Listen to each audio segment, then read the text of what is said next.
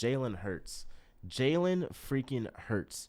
This boy is something special. 340 passing yards, 3 touchdowns, 0 interceptions, an 85 QBR, 123 passer rating, almost perfect.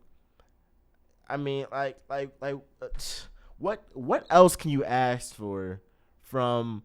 I'm gonna just say it, your second year quarterback, because I'm not counting that rookie year where he played 5 games. I'm gonna keep saying that this is Jalen Hurts' second year as quarterback, and you see with some of the best quarterbacks in this league, that second year, that's when they blossom.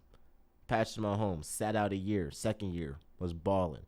Josh Allen had some struggles his first year. Second year came back balling. Lamar Jackson, again, had some struggles his first year, was put in the fire.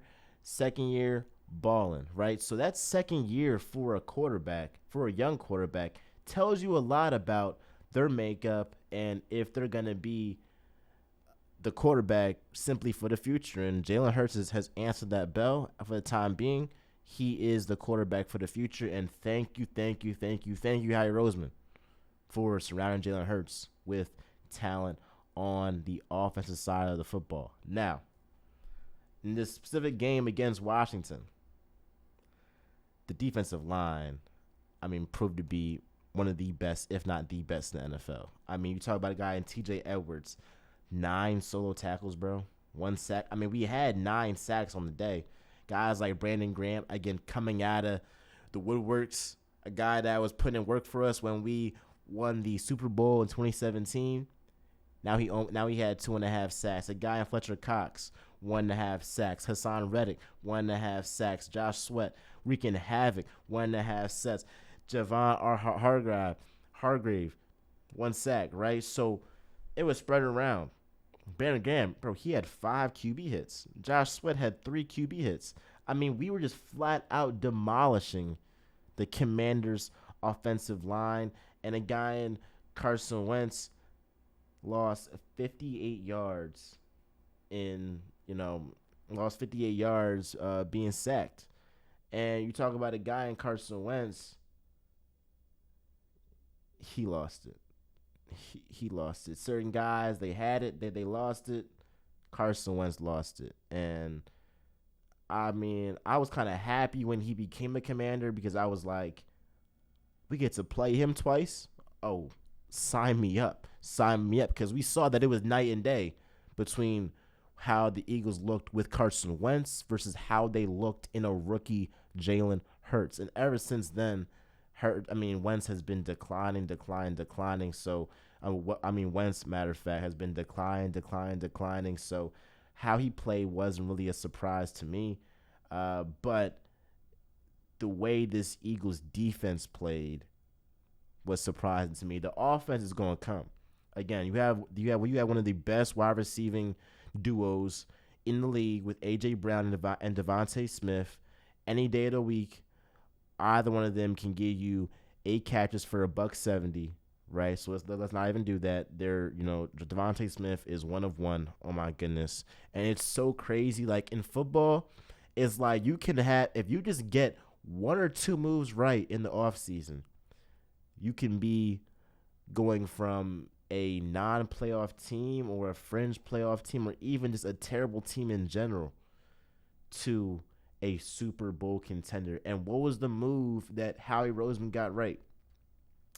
It was the fact that he traded for A.J. Brown and gave Jalen Hurts a true number 1 wide receiver.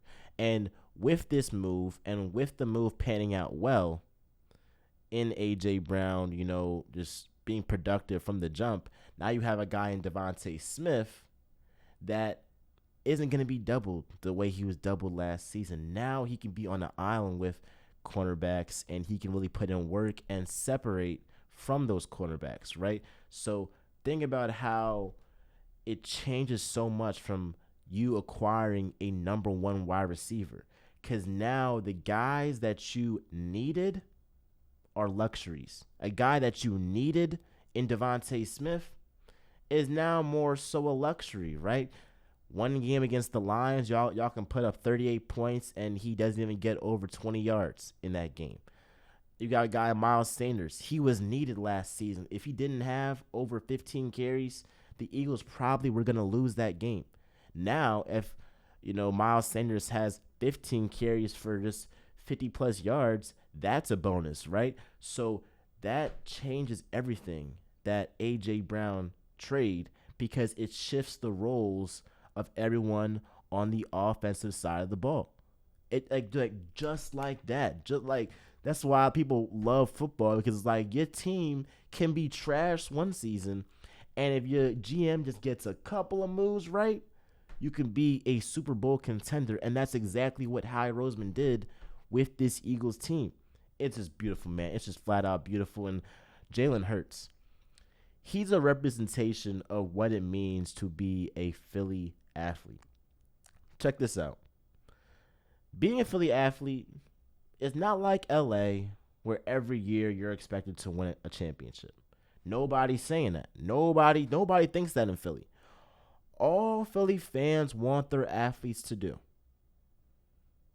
is come to work every day, improve, work hard, be accountable, and have that dog in you. That's exactly what Jalen Hurts has. He's a leader, bona fide leader. He has improved every year. We talk about his completion percentage every year. His rookie year or his first year when he had them 5 games, he had around 59% completion percentage. Last season, we can even check it right now, it was around 61, 62.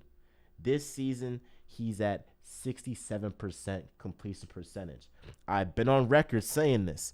If his completion percentage is 66 or higher at the end of this season, he will be MVP. If Jalen Hurts' passing completion percentage is 66% or higher, he will win the MVP. And right now, you got Lamar Jackson, you got Josh Allen. Right now, Jalen Hurts is my front runner to win MVP. And we talk about the competition. They only played, the Lions, the Lonely Commanders. Yes, they haven't played the best competition. But did you expect this Eagles team, Jalen Hurts, to look like this before the season started? Now, I did, because I believe in Jalen Hurts. But most people, especially non-Philly fans, did not see this happening. And we have to start giving Jalen Hurts this credit that he so rightfully deserves. And talk about a guy in Ben Simmons. I came back to him earlier. I was talking about him earlier in this episode. I'm going to talk about him again. It's not that hard to play in Philly.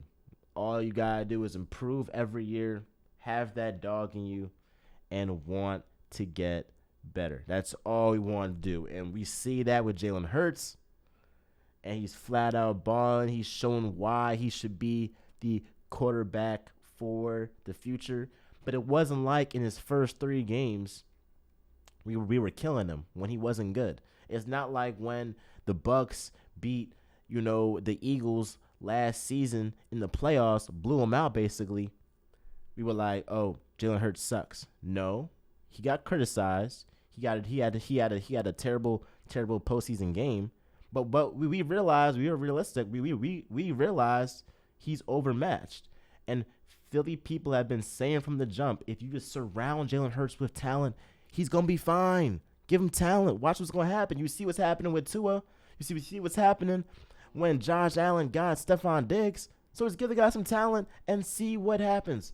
And that's exactly what happened. So I look forward to them playing the Jaguars in week 4. One of my good friends, my man Brett, he's actually one of the biggest Jaguar fans there is. Me and him are going to have something in store for y'all. A little, Eagles and Jaguars, friendly banter and all that. But last thing I'm going to say, I'm so happy to be a Philly sports fan at this time. The Eagles look to be a Super Bowl contender, going 3-0 right now. The Sixers acquired James Harden. They look like to be a title contender in the NBA. And the Phillies, yes, they've been in a slump in September, but they're on the verge of making the playoffs for the first time in 10 years. So overall, this is the best time to be a Philly sports fan.